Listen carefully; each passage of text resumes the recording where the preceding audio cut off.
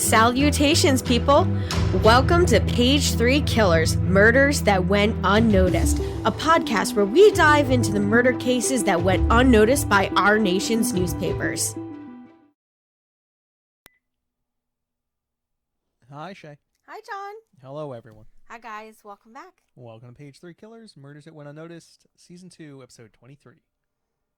Yep, and it's episode 23, so we're almost halfway through our season. And this week we have a good case. We're going to be talking about the murder of Irene Garza in 1960. So this was a bit of a big case down in Texas. It took a while for them to solve, though. Yeah. So, but before we get too far into our topic, just a huge shout out to our patrons on Patreon. Thank you to Ralunk, Chelsea Hargrett, and Stacey Fragale. Thank you guys for your donations on Patreon. If you guys out there want to support the podcast, you can like, share, and subscribe, or donate on Patreon. The link will be in our bio. All right, so let's move into our news. We're gonna try to move through this a little bit quicker than normal. So, for the news in 1960, we have some interesting stuff. So, we're going to start off with the first one on January 19th. We have the Treaty of Mutual Cooperation and Security between the United States and Japan is signed in Washington, D.C. Yeah, so it was basically the United States going, hey, you know that whole Pearl Harbor thing? We're gonna forget that for a little bit. We're not gonna forget it, okay? Yeah, we're not gonna trust you. We're gonna pretend like that didn't happen, but we're not gonna forget. Yeah. So on January 23rd, we have our next big thing, and I thought this one was kind of interesting. So I think it's Jacques Picard. Yep, Jacques Picard. And Don Walsh descend into the Mariana Trench in the, oh my gosh, I have no idea how to pronounce that. The Bathyscaphe? Yeah. Everybody knows what the Mariana Trench is. It's that it goes down, I believe, 10,916 meters. You act like you didn't have that number written right in front of you when you're reading it off a piece of paper. You're like, I had that. Yep. It's just roughly this very specific number. Yeah, roughly around 11,000 As if you had it off the top meters. of your head. Yes, 10,916 meters. And how many yards is that? I have no idea. Quick. Neither do I. Several hundred less yards. More yards. Yeah. Right? Probably. Which is longer? I think a meter is a little bit longer than a yard.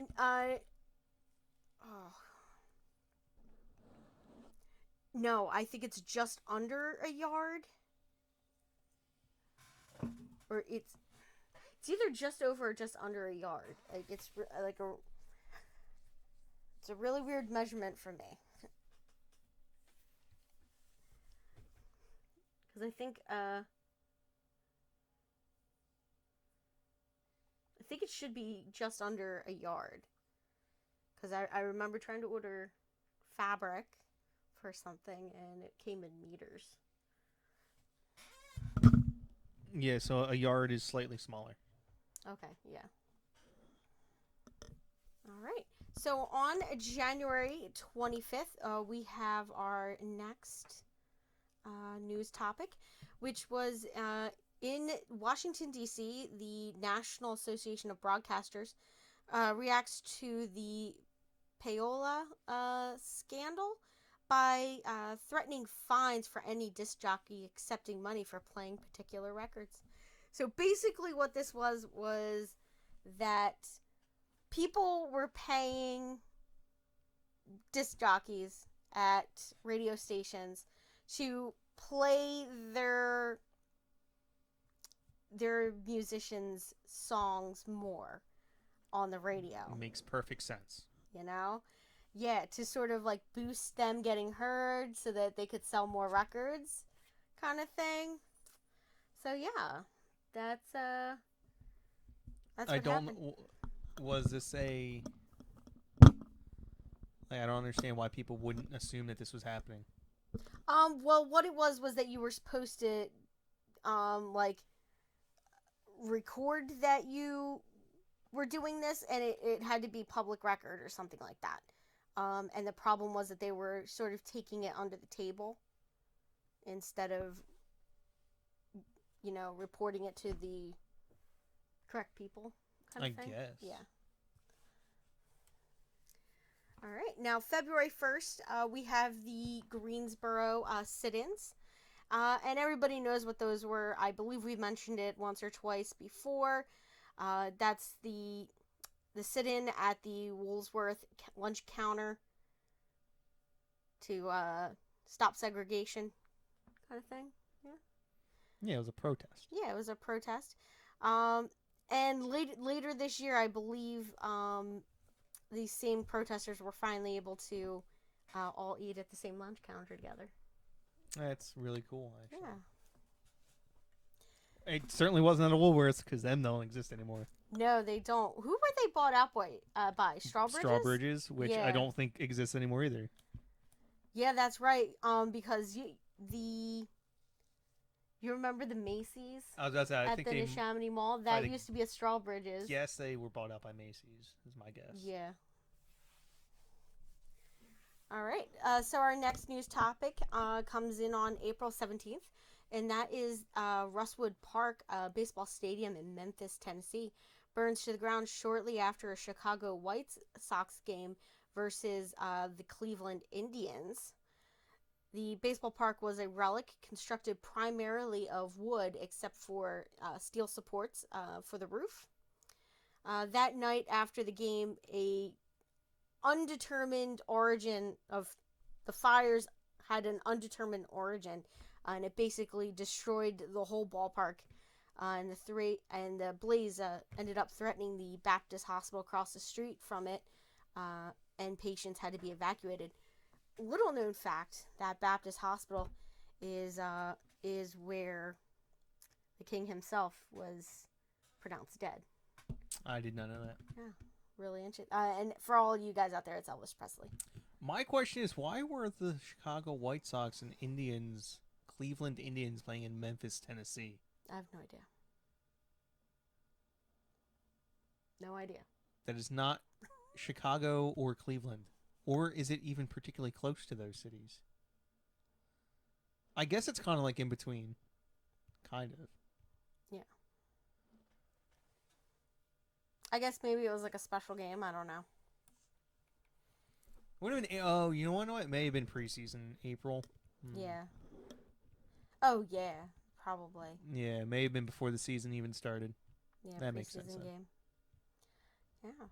All right. So our next one is on May 6th, and that would be President Dwight Eisenhower signs the Civil Rights Act of 1960 into law.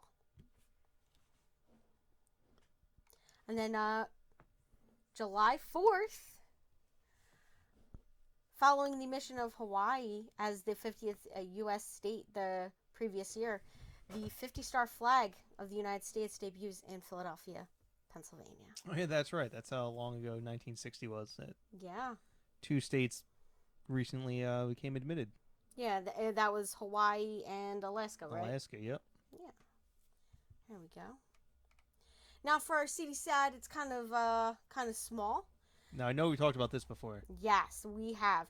So Adolf Coors III, the chairman of the board of the Coors Brewing Company, is kidnapped in the United States, and his captors demand a ransom of $500,000. Back then, that was probably quite a bit of money. I think that was a lot of money. 1970s money. It's way over $1 million now. Yeah, 1960s money. Whew. Now, Coors is later found murdered, and Joseph Colbert Jr. is indicted for the crime. I feel like we're gonna have to do that case for a special or something, cause I'm always interested in hearing more about it. Yeah, what do you think? No. Yeah, why not? So I wonder how old Adolf Kors is. When was he born? I have no idea. Because if he was born before 1933, he's cool. Anytime after 1933, I don't know. Oh, Adolf is a little bit of a... Let's look it up. No, we're going to look it up. I got my Google machine up. Just Google Adolf. See what comes up. No. Yeah, no. That's a terrible idea. All right, Adolf Kors the third. I have him being born January 12th, 1915. Okay, that's fine. Yeah, so he was cool. He was named Adolf before the name Adolf had a bad name. Was bad. All right, so now we're going to get into our topic. And I don't think you've ever heard about this case. I heard about it once. And I was kind of interested in learning more about it. So I decided to pick it for this episode. So I hope you guys enjoy this one. So Irene Garza was born in 1934 to Nicholas and Josephina. Now, her parents owned a dry cleaning business in McAllen, Texas, near the South Texan border region. Okay, so that's going to be everything that runs along the border. They're like one of these small, like, border towns kind of thing. Yeah? Yeah. Yeah. Now, by the time Irene was a teenager, her parents' business had become very successful. And they moved to the more affluent side of town, which was on the north side of the city. And she attended and graduated from McAllen High School. At McAllen High School, she was the first Latina to perform as head drum majorette. Yeah, which is kind of cool. And in 1958, she was crowned Miss All South Texas Sweetheart. And she was also the Pan American College's homecoming queen. So yeah. Now, at the time of her death on Saturday, April 16th, 1960, Irene was a second grade teacher at an elementary school in the south side of McAllen. So she definitely went back to her roots when she decided to become a teacher. So she taught on the poorer side of the city, which is the kind of person she was. Now, in a letter written to a friend before her disappearance and death, Irene Garza described herself as extremely shy, and she expressed happiness with her job. She had recently become a secretary. I'm sorry. Now, she had recently become a secretary at her parent-teacher association, so the PTA. Which, I guess that was like, well, I remember my mom being on the school board and being the president of the PTA. So seems like a conflict of interest. What? No, because like teachers it's a parent-teacher association, so it's the teachers and parents working together to support the school that their kids attend. So it would make sense that she would be a part of that. I guess. Right.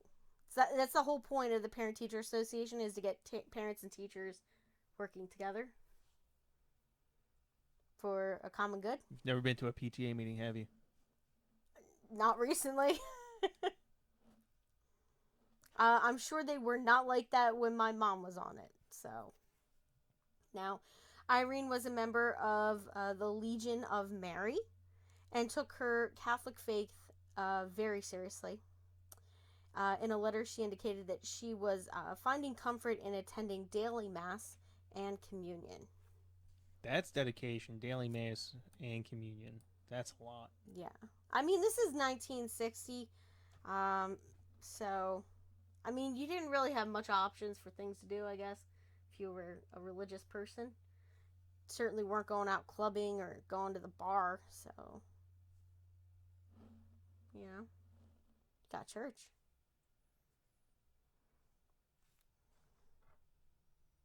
Now, on Saturday, April 16th, 1960, Irene told her parents that she was going to confession at the Sacred Heart Church in McAllen. And several parishioners remembered seeing Irene at the church that night and said she was often noticeable due to her very striking appearance. So she was very pretty. So, and they said they would notice when she was there, cause she had like a particular spot that she sat in, kind of thing. Now, when Irene Garza's parents did not hear from her that evening, they first thought that she had stayed at the church for a midnight mass. They have midnight mass? I mean, depends on the church. Okay. I have never heard of a midnight mass. I guess maybe for like people that work nights. Yeah. Or like work like second shift. So like you're starting at like 4 in the afternoon. So maybe. Okay. So when Garza did not return home by 3 a.m., her parents went to the McAllen Police Department and reported their daughter missing. So now they start investigating and looking for her. Now on April 18th, a passerby found Irene's purse, her left shoe, and her lace veil, which were found in what appeared to be like a trail of evidence that stretched several hundred yards down the road. So it was they found something, and then a little bit further they'd find something else. Now authorities and volunteers started searching that area. It was the largest search in the Rio Grande Valley history at that time. Wow. Not long after that, a woman claiming to be Irene Garza called her home, saying that she had been kidnapped and taken to a hotel. But that was not real. That was just somebody, like a hoax call. And it was found out to be false.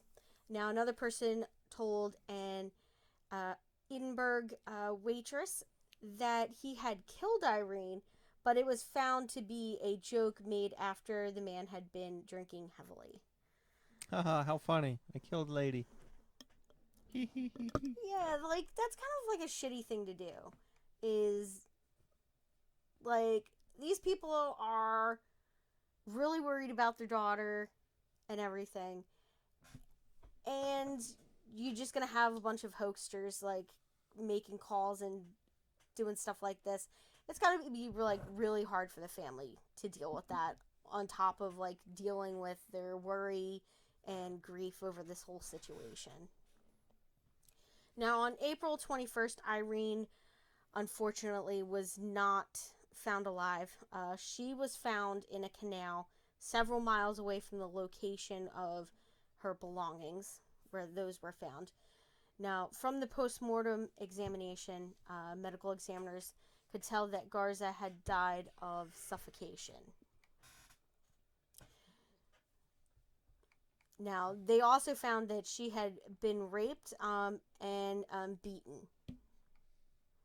Now, there were bruises over both of her eyes and on the right side of her face. Now, any physical evidence that might have identified her attacker, such as hair, blood, or semen, were, washed away due to the location of her body being found in the canal. Now, law enforcement officials questioned about 500 people across several Texas cities, including known sex offenders, Irene's family members, co-workers, and ex-boyfriends. Now, they carried out almost 50 polygraph examinations and offered a $2,500 reward for information about her death. And not long after that, a prominent South Texas businessman later posted a $10,000 reward for any information leading to the capture of her killer.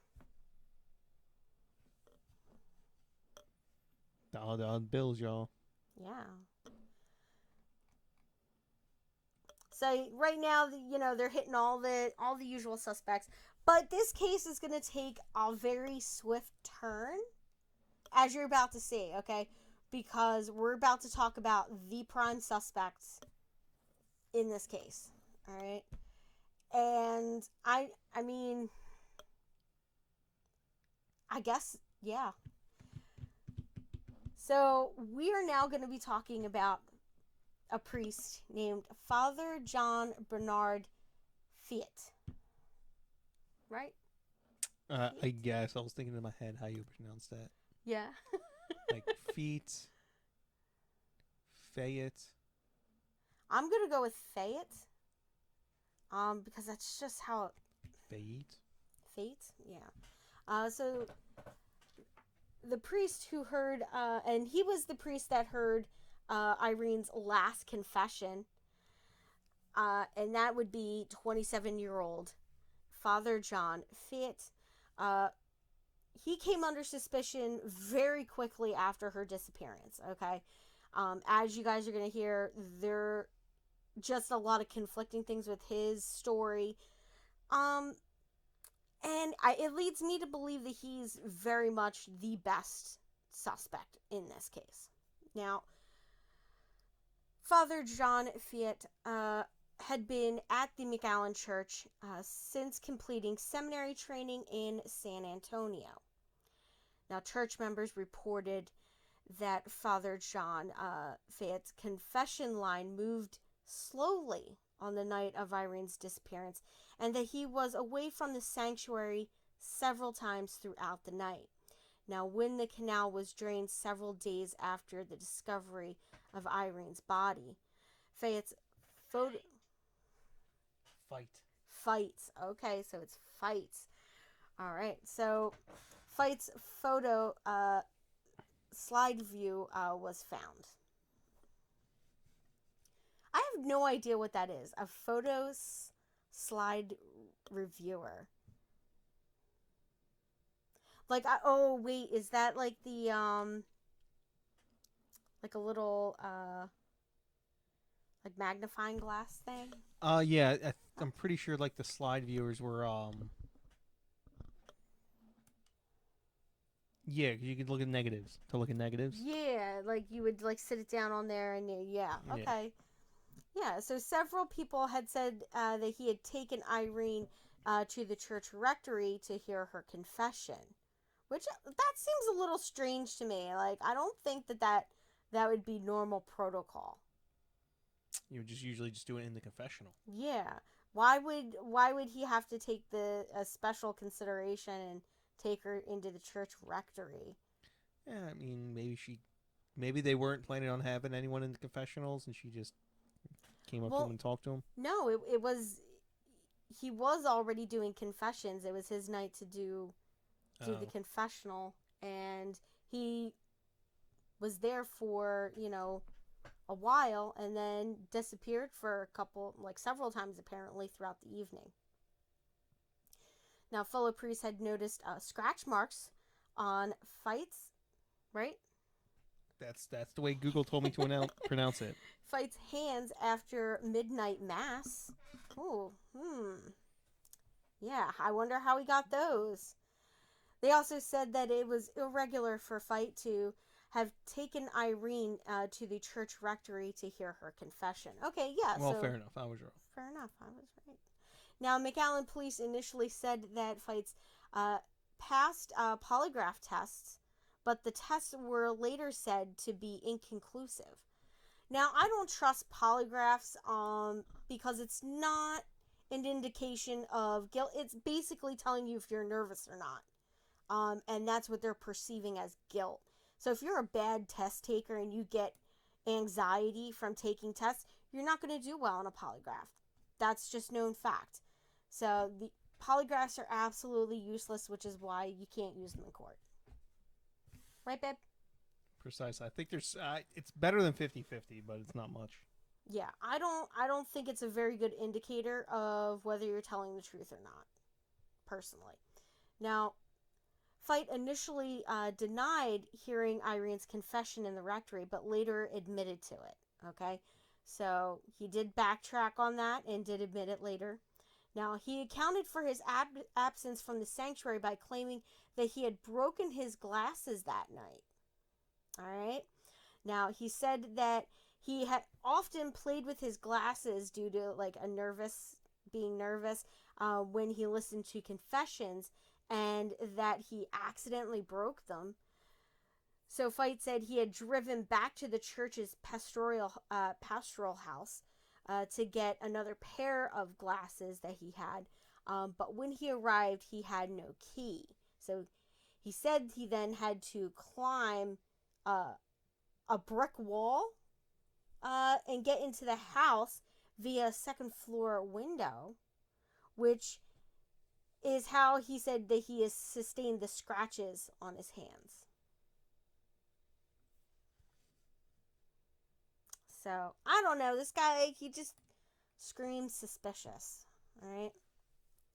Now, 3 weeks before Irene's death, a woman named Maria Guerrera had been sexually assaulted while kneeling at the communion rail at another Catholic church in the McAllen area. Now, rumor held that Fight was responsible, but local church leaders encouraged people from considering the possibility that a priest would have been involved in a violent crime. Now, Fight admitted to visiting a priest at that church the day of Guerrera's attack, but he denied assaulting her. Now, he was later charged with rape, and the trial ended in a hung jury. In 1962, rather than face a second trial, Fight entered a plea of no contest to a misdemeanor charge of aggravated assault and paid a $500 fine. Now, years later, Fight said he did not understand that a no contest plea would be considered a conviction in the case. Well, yeah. That's what no contest means. I give up. Exactly, so I don't know. This guy looks shady. Yeah. He's also a really young priest, 27. It's not very old at all. Yeah, no. And we do know from past experience that sometimes The church like to hide things. yeah. So you know those that play the healing places or the treatment centers that they sent their priests to when they got, caught. I'm pretty sure this guy went to one of those. I'm pretty sure they, like, later on we're gonna talk about this place. I'm pretty sure it was like a treatment place for these like pedophile priests.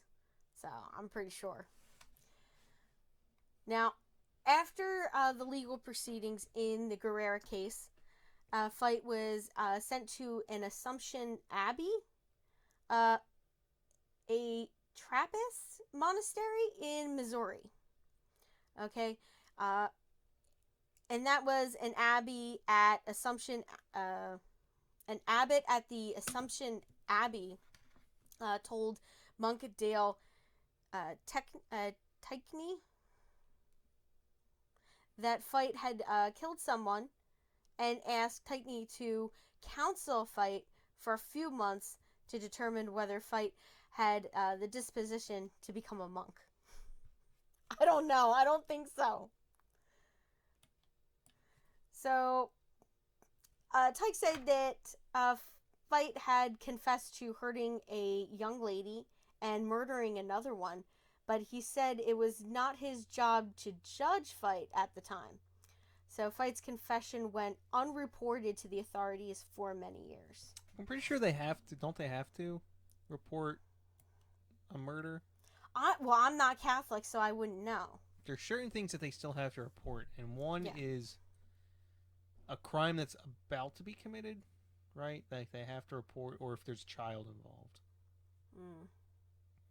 Like if someone says, yeah, I'm gonna go out and kill someone tonight, like they have to report that, I think. Yeah.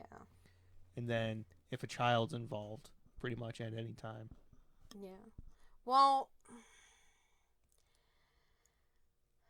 I'm not sure because if he said that they were past transgressions, would they have to report it if because those two circumstances that you're mentioning don't Don't don't fit. fit Yeah. the parameters of this case. So who knows? Obviously, this guy did come forward years later. Obviously, but who knows? Um, if anybody out there is Catholic, can you please let us know what the rules are on confessions? Well, it has nothing to do with Catholicism. It has to do with the Yeah, with the like the law. legal law It could around be any. confessions and It could be anything. It could be Muslim for that. You know. yeah. So if anybody out there who is in religion and Or would law. know or law, can you guys hit us up in the comments and let us know what the rules are on that? Because that sounds something interesting to follow up on.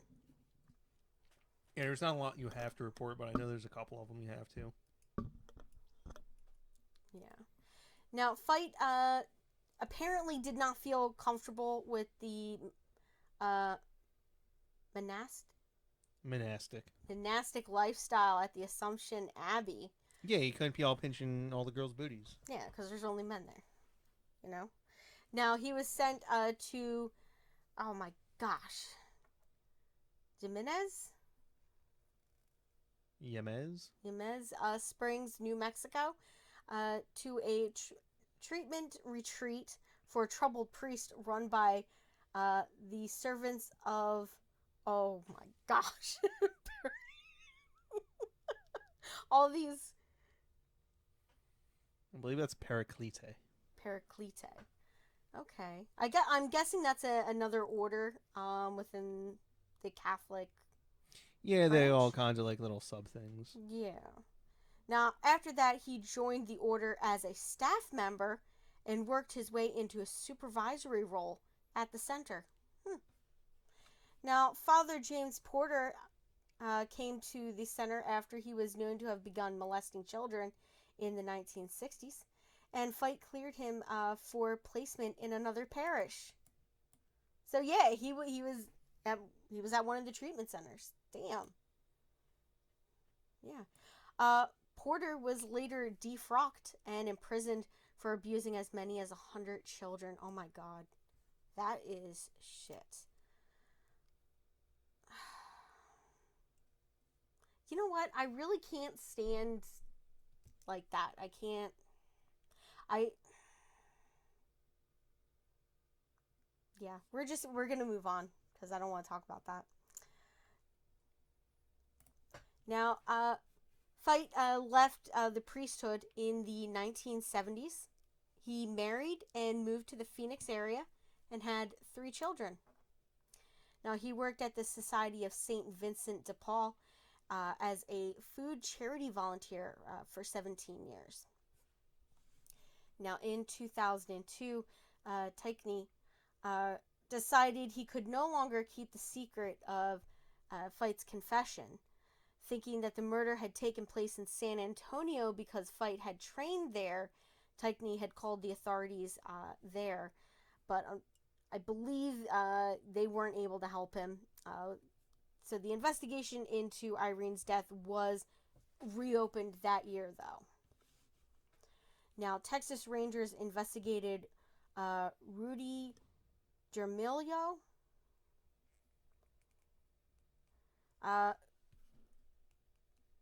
I'm sorry. Texas Ranger investigator Rudy Jamilio contacted Father Joseph O'Brien, a priest who had worked with Fight at the time of Garza's death. Now, while O'Brien had told a television program in 2000 that he did not know anything about Irene's death.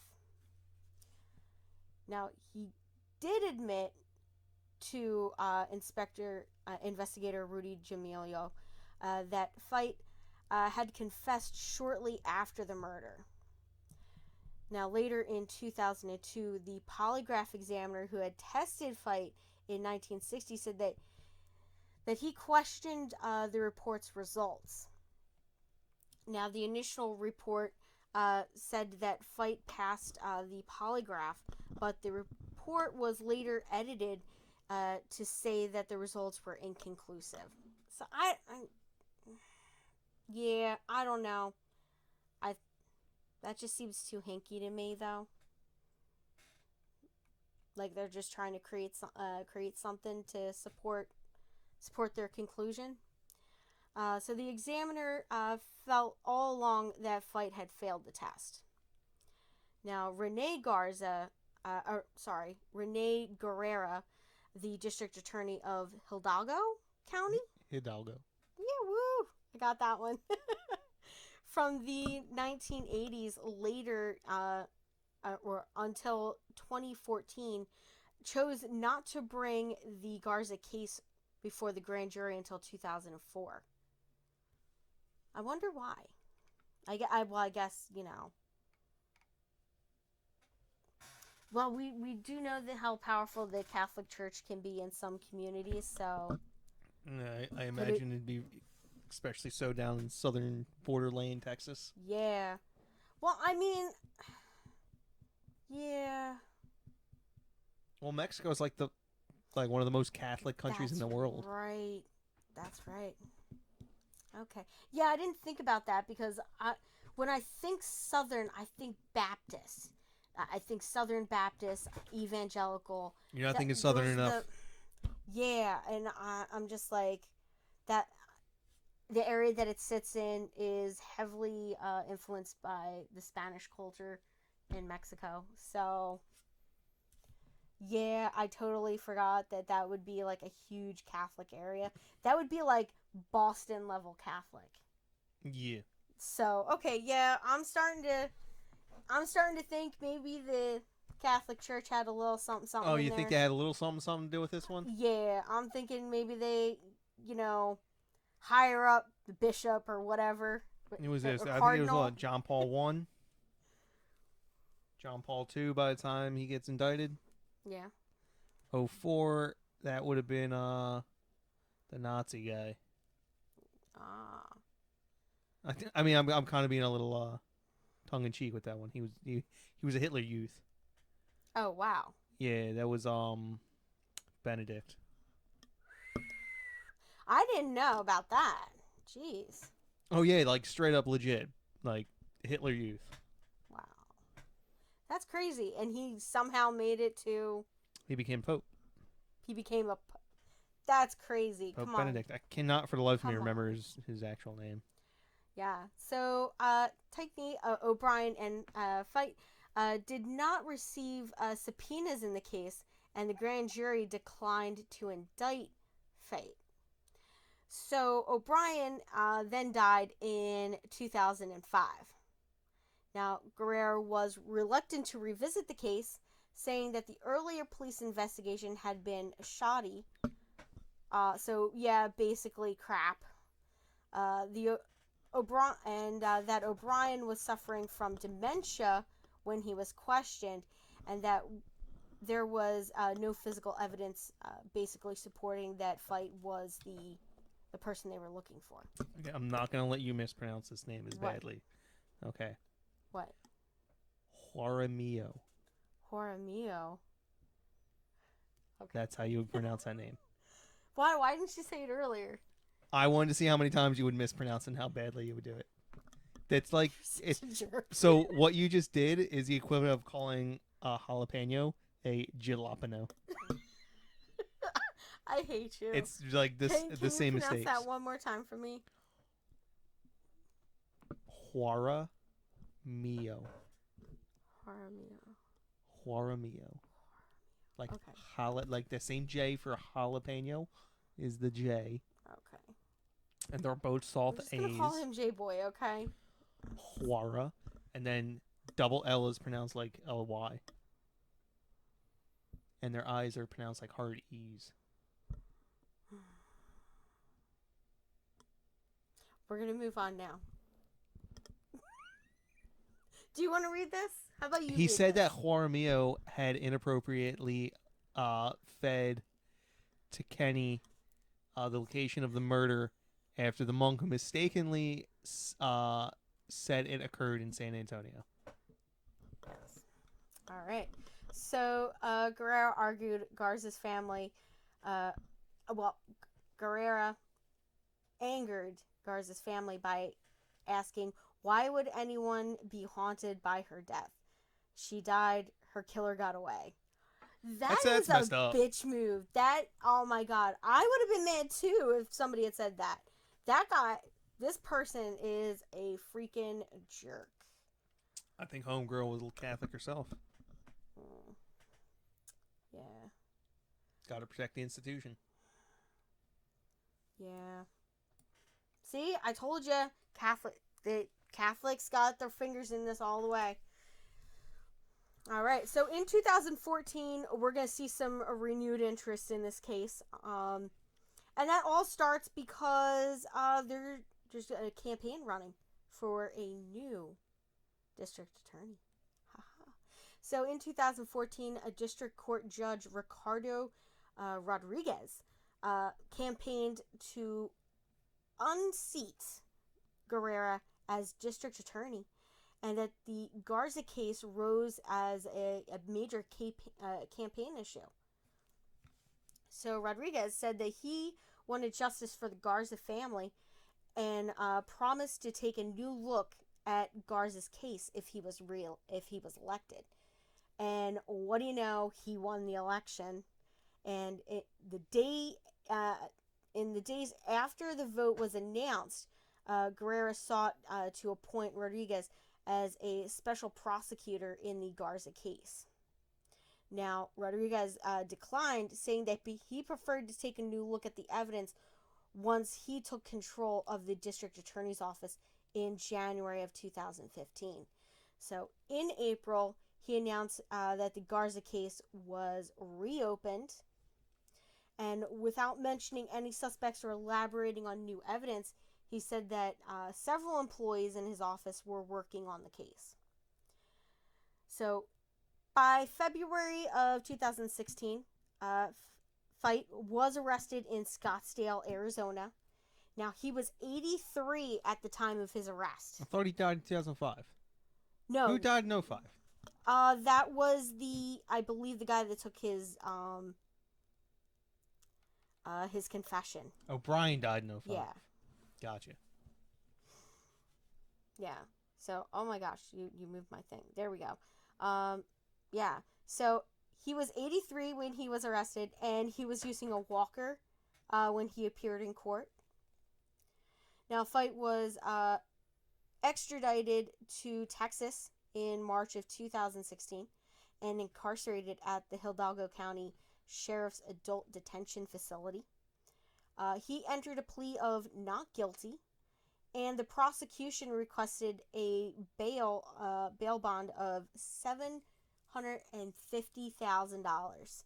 Now, while the defense team asked for a bail of $100,000 bond, adding that Fite had stage 3 kidney and bladder cancer. Listen, karma gonna hit.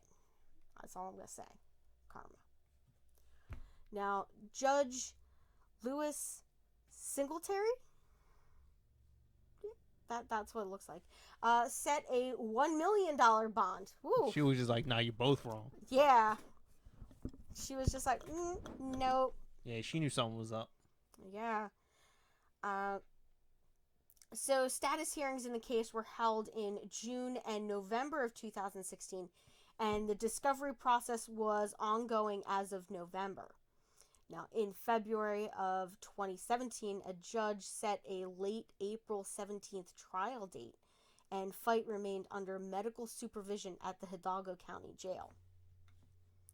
Now, in April, Fite's defense failed for a change of venue because they believed that their client, they filed a change of venue because they believed he would not receive a fair and impartial trial at Hidalgo County. Now, they filed a 700-page document with evidence showing that reporters allegedly condemned Fite as a murderer, and that the only reason he was able to avoid prosecution for years was because the Catholic Church protected him. That's what I said. Maybe that's because for years the Catholic Church protected him. Yeah. Now, sometime in March, you want to say that name for me? Tykeny, whatever. Testified against Fite in a closing deposition. Now, it was permitted under Texas law, given the witness's age and exclusive knowledge of the case. Now, on May 24th, Judge Singletary heard arguments from the plaintiff and the defense on the request for a change of venue. Now, on June 7th, he denied a request for a change of venue after considering that the defendant failed to prove that there were just prejudice against him in the Hidalgo County community. Yeah. Now, on July 19th, Fite appealed in court for a pre-hearing, and the trial was expected to begin on September 11th. However, on September 10th, the court decided to push the trial back because of scheduling conflicts, and one of Fite's attorneys was defending another high-profile murder suspect in Hidalgo County. Now, Fite appeared in court on September 11th for the first time without a prison uniform, expecting to face trial that week. Now, the initial phase of the jury selection was done in mid-September, and the trial was delayed until mid-October. Now, on October 30th, Fite's defense filed a motion for continuance, and jury selection was reset to November 14th with a November 6th trial date, and that November 6th trial date was moved back to November 28th. Now, on December 7th, Fite was convicted of Irene Garza's murder. And in the punishment phase of the trial, Fite's defense attorney asked the Fite be given probation, citing his lack of felony conviction since Irene Garza's death. Now, the prosecution asked for a sentence of 57 years, which was symbolic of the amount of time that had passed since Garza's death. So, on December 8th, 2017, the jury pronounced a sentence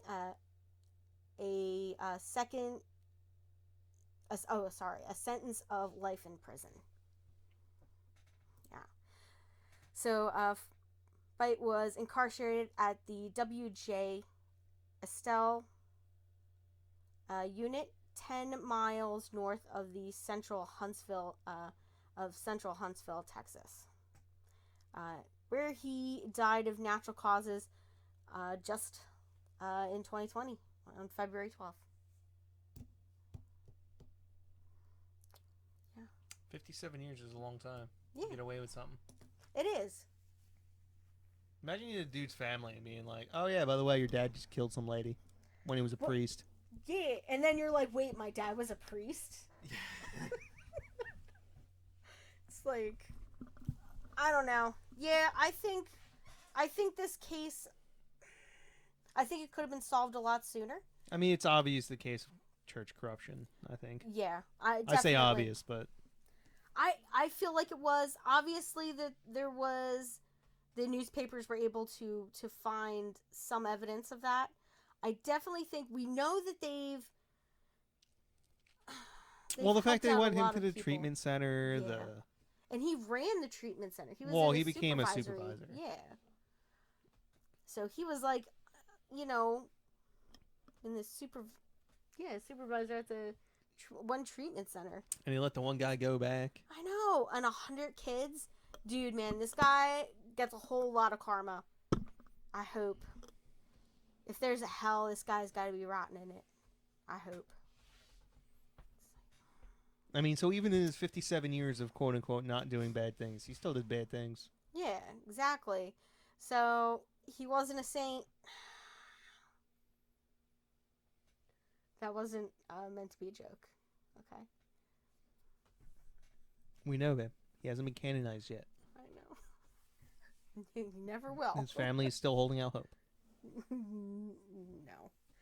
I don't want to get any backlash on that, babe, but this guy, I feel like they should have had him before. They didn't get him, probably because of church corruption.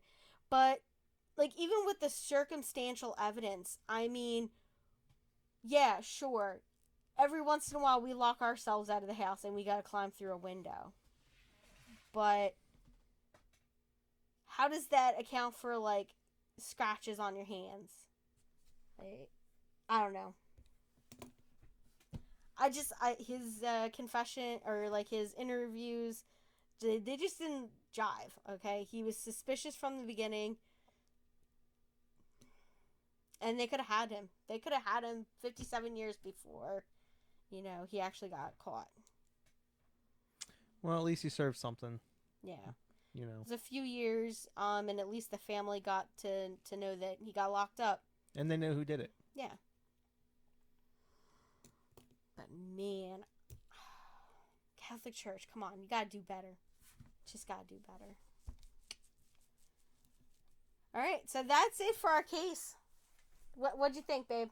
It was a good one. It was a good one? It wasn't bad. Yeah, except for me mispronouncing almost every single name. It's Spanish, babe. The names are so easy. I know, I'm sorry. Fight's a little weird one, but the rest of them pretty easy. I was good with Garza. Guerrera. Guerrera. Yeah. Or Guerrero. Guerrero. Yeah, I'm good with those ones. It's the ones that some. But you can just sound. That's the best thing about Spanish. You can sound it all out all the time. I didn't take Spanish though, so. Yeah, but you only need to learn like 3 things. Double L's or a Y. Do you just want to plug your guy that does like the language learning? No, this is. I don't know who you're talking about. The accent guy. That's not a language guy. It's just accents. Yeah. Regional accents. He's really cool. That is pretty cool. I remember watching that with you. That was pretty neat. Yeah, the one where he talked about the Pennsylvania, Philadelphia accent. The Philadelphia, South Jersey accent. Yeah. Pretty similar to the Baltimore accent. Which is like you. Yeah, which is like me. I have a pretty pronounced accent. Say water. Water. I don't do the whole water thing. My dad says water. I'm like, no, it's water. It's spelled with an A. Water. Not water. It's not water. It's like the only thing I don't do. I don't say water. Sorry, Dad. It's water. It's like water ice. And I'm just like, it's not water ice. It's water ice. Come on. I'm trying to think. Like, I pretty much have every other Philadelphia thing. Except for the water.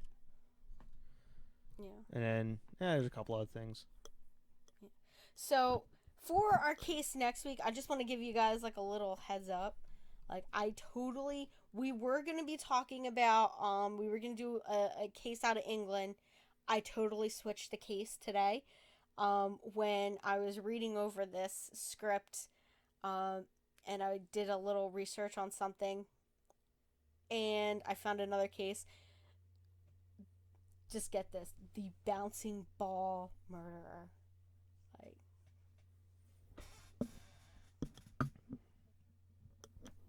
you know what I'm going to say? what? Does this include a bouncing or a ball at all? It does. The suspect fled, and the reason why he fled was because somebody heard him bouncing a ball. Like, I'm just saying. So it's like a basketball. Yeah, it was a basketball. So why not just call it the basketball murders? Because it just doesn't Bouncing ring. ball, like... I don't know. I'm I'm going to go play some bouncing ball. Some basketball. It's implied that it bounces. It's going to be an interesting one. It's an unsolved case, and join us back here next week, guys, for that case, all right? I got to go check dinner. All right, so bye. Bye.